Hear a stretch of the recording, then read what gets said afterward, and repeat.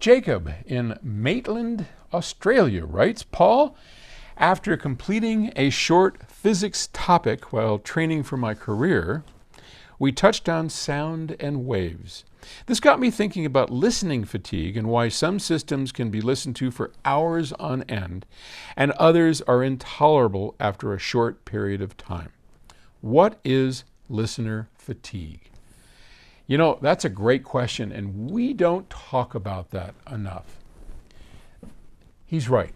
There are systems that are highly resolving, that are audiophile systems that after 15, 20 minutes of listening, it's like, whew, enough, and you got to leave. There are systems like this where people come up here and we have to yank them out of here after hours of listening. Hardly fatigued. The only fatigue is like, get out. No, people come from all over the world and we let them sit up here for a couple of hours. We got to share, right? I mean, come on. So no listening fatigue, listener fatigue. I think the biggest I have found are related to a brightness that isn't at first apparent and improper loudness. So those are the two areas that I have seen that really do cause listener fatigue.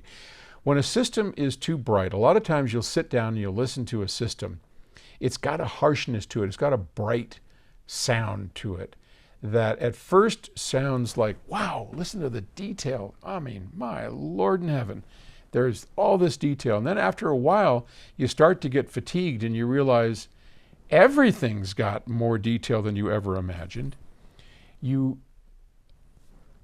It's grating on you if you have that. The opposite is also true. When a system is kind of dull, when a system doesn't have enough detail, doesn't have enough life to it, we tend to overcompensate by turning the volume up. And too much volume over time will fatigue.